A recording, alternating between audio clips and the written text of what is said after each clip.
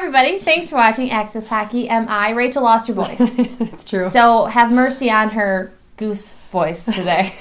Oh, she's a trooper. Less goosey than what it was. She's a trooper for doing this, so thank her for being here today. Thank you, Rachel, for being here today. Thank you. Today we're going to talk about kind of a hot topic at this point, considering the trade deadline's coming up. We're going to talk about Filip Zadina. We're going to talk about some guys who are coming from behind in our prospect pool who may push him out, is kind of our thinking behind this video. Mm-hmm. So not that we want to, just that it just might happen based on how they're doing, their position, and you're going to see all this. So, current situation, of course, with both the AHL and NHL rosters for the Griffins and the Red Wings is very tumultuous. It is. Yes. It is high turning. It is different every game. It is I never like stressful. to check my email to see who's been moving around. It is stressful. There's a taxi squad. The Griffins have just been just pulverized. Same with Toledo. Sorry, guys. So basically, it's just been one of those, it's just been a crazy year with injury, with sickness, with just roster changes in general. So it's really uncertain right now as far as you see a lot of guys coming and going. You're not really sure the point of it. You don't know why we get some of the guys that we get. And it's just kind of everything is everywhere. So we're going to talk about, like I said, Filip Zadina and his direct competition as we see it. So let's get started, Goose Voice. I love that intro. It makes me feel so welcome. So Zadina was drafted back in 2018. So everyone's really familiar with him, especially in the Detroit world. He was kind of the favorite. He was our first pick that season. 6 overall, Yeah, 6 overall. His first season in Detroit was his rookie season in Grand Rapids. So he was absolutely killing it. Got pulled over to Detroit, did pretty okay. And then got sent back to Grand Rapids. So he's been in our system for a decent amount of time. He's spent a lot of time with Detroit. And I say that all to say that it's not translating as well as you would think that much time would. So in 2020, 2021, it was a weird season. It was a silly season. He had 13 points in 49 games. So after, being in our system for a couple seasons in Detroit, it's not amazing, but it's not terrible either. Coming to this season, so 21-22, he's had 12 points in 43 games. He's not on a trajectory to do better. Yeah, he's really. Kind of in the same... He's kind of same boat here. Yeah, and that's something you want to see that progress over time, especially considering it has been a very big season or two of changes. Yzerman has shown he's got no attachment to any of these guys, so it kind of makes you wonder, is he, where's his head at? That you want to see progression in that. So, and he's taking shots. He's got 87-ish shots so far this season. So he is taking those opportunities. He's on the power play, but it's just not showing up on the score sheet just yet. Something that I've long noticed about Zadina would be his play style, and that to me is not a soft play style, but he's a skilled player. He's not a very heavy in your face, gritty kind of take it to the boards kind of player. He needs a lane. He needs his teammates to help him get that lane, which is fine, but it just means he doesn't often drive to the net. He doesn't often force those plays to happen. And I think that could be a play style that's just not good at translating in the NHL, where you're always going to have someone in your lane. They screen fantastically. You're playing huge guys. Zadina is not on the bigger end of the scale.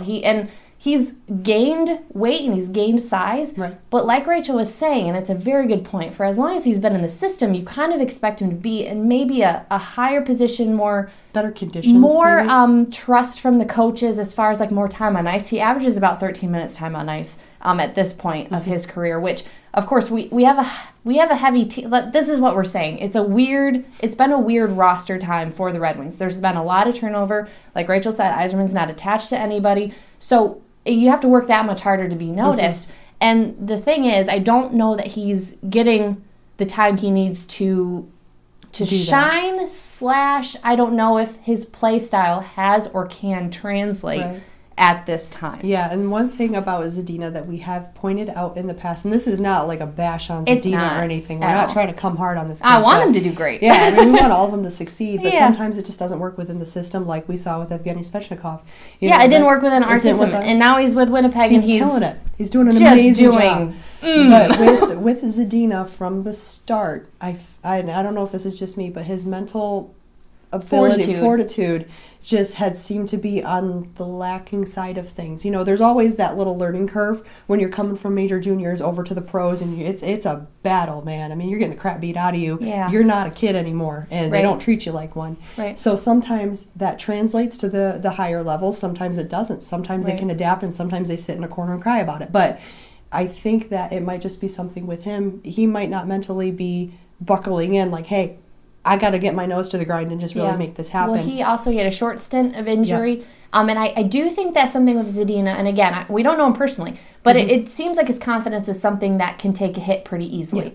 Yeah. And that kind of translates into his game. And I think that makes sense of any player. If you're not confident in your game can sometimes lack. If you feel like you're just playing terribly and you're it's hard kind of coming down on yourself. It's hard to rebound from that. So all this being said about Zadina and kind of our general thinking of how he plays right now, there's two guys in immediate, I would say, right behind Zadina that could affect his position on the team. Of course, there's trade deadlines. Who knows if he'll be up for, trade.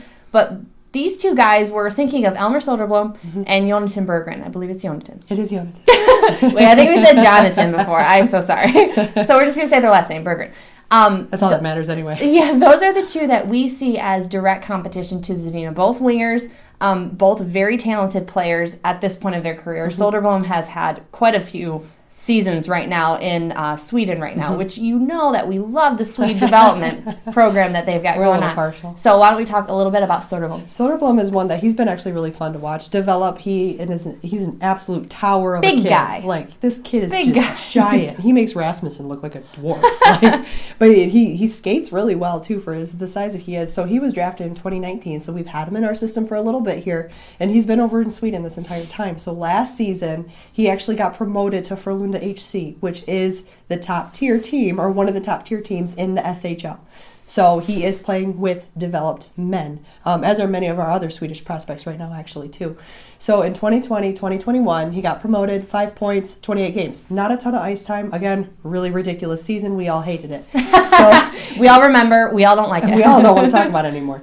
Now, coming into this season, he's got a massively increased amount of time on ice, which go watch clips of this kid. He's improved a lot. So he's in 34 games played, he's had 20 points. So that's an amazing increase in production, but his skating has improved, his offensive mind has improved, his board work is impeccable. Yeah. So you see kids like this who are just tearing it up in the Swedish league, and I'm thinking next season he's going to be in Grand Rapids. I think that's the trajectory, and I think that over in Sweden, the development that they've got going on, he knows where his position is, and as playing in either league, AHL or NHL, nothing is certain. You're not, as far as the Red Wings are concerned and the Griffins, as far as I've seen in my time covering them, nothing is certain. I don't care how big of a contract you have. Nothing is certain. And that's the thing about, I think that all these guys have to continue to think about the stress that puts on your mind. Yeah. Always thinking about, my job's not certain. I got to play my butt off every night. It's like going to work not knowing if you're going to get fired that day. Which it doesn't happen that quickly all the time. Sometimes it's oh my goodness, they were moved, but it's been in the works. But Soderblom, I think both of these guys that we're going to talk about play with that in mind, and they know what it takes to be where they want to go.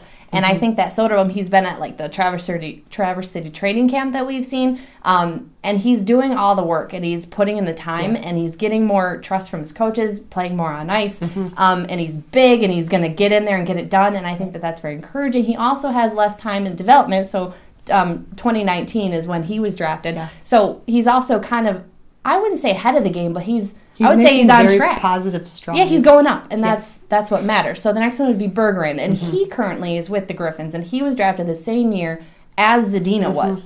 So this is kind of Berggren was playing in Sweden before he came over to Grand Rapids. So whereas Zadina came right to North America after he was drafted, Berggren had some time in Sweden to play. And currently right now he's got 27 points in 34 games played. And he plays like it. When he's on ice, you can see he's always taking shots. He could take more. I think that's always the give and take. Yeah. He could take more. The crowd always thinks he should take more. He's on special teams, or he's doing the power play. So he's definitely one of the guys that we would say would be a sniper. Yeah. He's one of the guys that you want to pass to and that you want to get a goal. He's had some fantastically fancy footwork, and he's a great skater. So he can deke really well. Yeah, all those things kind of adds to his charm of a player. Right. And with Berggren, too. So he's signed to an ELC with Detroit. He was signed a couple seasons ago, but the way things worked out, this is his first full pro season here. And if you kind of compare the numbers, and we always say it's not always a score sheet, but that's where a lot of the obviously like the positive growth is going to be seen is on the score sheet. Yeah. But also at least the stats that you can see, because the tangibles. But Berggren too, the way he's approached this season. I remember we started covering shortly before Zadina and Veleno came into the picture in 2018. Yeah. And it just, I think the approach to the game, the way he plays, the tenacity, it's different. He is very offensive, where Zadina was too. He was very fancy with it. Berggren also has that physical aspect to it, where if he's deking, he's not afraid to get along the boards, where I think Zadina kind of pulled himself back a little bit with that. So just the way that Berggren is approaching it this season, he is dazzling. He's had a lot of moments and epic moments where people are like, kind of like, this kid's going to be something. Yeah, which I think it should be cause for concern for Zadina. Like, hey, look what's going on down there. You're not immune and from I'm sure he sees it, and that's the thing. Don't let it eat you. So let's kind of encapsulating all this would be in Zadina's future. I think he really has to, of course, like he probably is, and I'm sure this is like nothing new. But you look at who's coming, you look at who you've got playing with you, you kind of see where you fit in. And you play harder and you play harder. And you try make that count. Now, whether it's with our organization or another organization, that's a completely different story. I want to see him succeed wherever he goes or wherever he is. I want him to put pucks in the net like he said when he got drafted. That would be fantastic. And I think that he has that drive. I don't know if maybe he's... I think he's got that drive in him. He's got something. He wouldn't have been drafted if he wasn't. I was going to say, you make it to NHL, you've got something there that's important, that's special. So... whether or not it's like just a matter of his game not translating, it could be that. It could be maybe he doesn't get enough time on ice or whatever it is. It is important to see kind of who's coming in the wings, as they like to say, waiting in the wings. The little play on words that they do. Intended. I'm sure. I wonder if the players currently like really you have to do that video. Like I know he's waiting in the wings, and there's a new draft every year, and it's just got to be something that's like nothing's certain, nothing's for sure. So it's just kind of got to be something that is always in his mind. And I think with Zadina too, and again, we're not trying to berate him. He is a talented player, but it might be the wrong skill set for the wrong team at the wrong time. It could be something where it does translate better, like Janae was saying, over to another team, where he might be trying his absolute best. And if that's the case, good on you, bro. Like, wonderful. Yeah. But if he is doing his absolute best and it's just not enough for the team, it's not coming hard on him or anything like that. It's just there's other teams that would take him in a heartbeat. Oh, yeah. Where their development plans are on a different path, and he is a perfect fit for that, if not for us. So he's got a positive future, but this is something that is coming from behind it. And you know what? It's not something that you can completely foresee based on the fact that we have a completely different team this year than last year and even the year before. So, like, there's so much happening, and there's so much that's going to be happening still. Right. I think it's just important because even after these two guys, we've got Kirill Tuchayev, who's also a winger. You give him a full, healthy season. Kill it. We can't wait for him to come back to see a full season. He's going to Kirill it. So basically, that is kind of our thoughts on the whole Zadina thing. Nothing against him, nothing against the organization. Just kind of how hockey goes. It's a transitional, I don't know. Sometimes it just works better on another team. Sometimes you really hit the ice running, kind of like, Raymond and Sider and Ras is doing well. Rasmussen is doing well. Yeah. This is something that we've had to learn, though, too. Seeing these players develop where they've got skill sets, and we so desperately want to see them succeed with us. And then they move on, and you're like, see? I knew you had it in you, buddy. Good job. I'm rooting for you from here. So, that's basically kind of our thoughts. And we didn't go too in-depth on Soderblom and Berggren. We can in future videos. Yep. Let us know in the comments what you think about Zadina right now, kind of where you see him going. Do you see him as kind of trade bait? Do you see him as someone who's going to stick around? Do you think he's got the moxie in him? Yeah. We'd love to know what you think. And also, comparison to prospects. Yeah, and if you've seen, and these are just like straight-up prospects, not even the guys that we've gotten on, that aren't drafted by us. Yeah. We just suddenly have a dude. There he is. Cool. We needed someone. Who's this guy? But let us know if you've watched any of Soderblom or Berggren. We'd love to talk about that in the comments. Thank you, Rachel, again for having your voice Thank you. heard on this video. No We shame. really appreciate There is it. no shame. And we will see you guys next time. Bye.